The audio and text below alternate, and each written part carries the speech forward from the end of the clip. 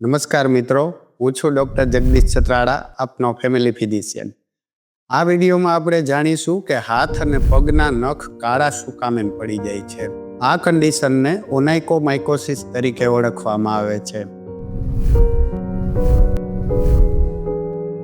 ઓનાઇકોમાઇકોસિસ ફૂગથી થતો એક રોગ છે. ફૂગનું ઇન્ફેક્શન નખમાં લાગી જવાથી નખ એકદમ કાળા પડી જાય છે અથવા તો પીળા પડી જાય છે અને સૂકા અને બરડ બની જાય છે, જેથી અમુક ભાગોમાંથી નખ તૂટવા પણ મંડી જાય છે.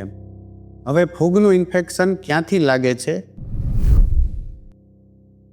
કોઈ પણ કારણોસર નખમાં સામાન્ય રીતે તિરાડ પડી જાય અથવા તો નખ ગમે ત્યાંથી બ્રેક થઈ જતો હોય અને પાણી વાટે ફૂગનું ઇન્ફેક્શન એમાંથી લાગી જતું હોય છે. આવા ફૂગના ઇન્ફેક્શન સામાન્ય રીતે સ્વિમિંગ પુલમાં અથવા તો ખુલ્લા પગે કોઈ પાણીવાળી જગ્યાઓમાં ચાલવાથી અથવા તો લાંબો સમય ભેજવાળી જગ્યાઓમાં રહેવાથી અથવા પાણીમાં રહેવાથી થતા હોય છે. ઘણા લોકોને લાંબો સમય શૂઝ પહેરી રહેવાના થતા હોય છે. એ લોકોને પણ ફૂગના ઇન્ફેક્શન લાગવાના ચાન્સીસ વધી જાય છે. ડાયાબિટીસના દર્દીઓમાં આ ચેપનું જોખમ વધારે હોઈ શકે છે. આની સારવાર તરીકે આપણે શું કરી શકાય?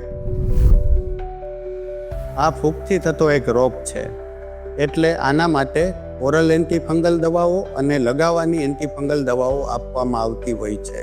આ રોગમાં દર્દીએ ધીરજ રાખવી ખૂબ જરૂરી હોય છે, કેમ કે જ્યાં સુધી નવો નખ આવી જાય ત્યાં સુધી આની સારવાર ચાલતી હોય છે. એટલે આની સારવારમાં 4 થી 6 મહિનાનો સમયગાળો લાગી શકે છે, જ્યાં સુધી નવો નખ ન આવી જાય. આની સારવાર લેવા માટે તમારે ચામડીના ડૉક્ટર અથવા તો તમારા ફેમિલી ફિઝિશિયનની યોગ્ય સલાહ લેવી જોઈએ. નમસ્કાર.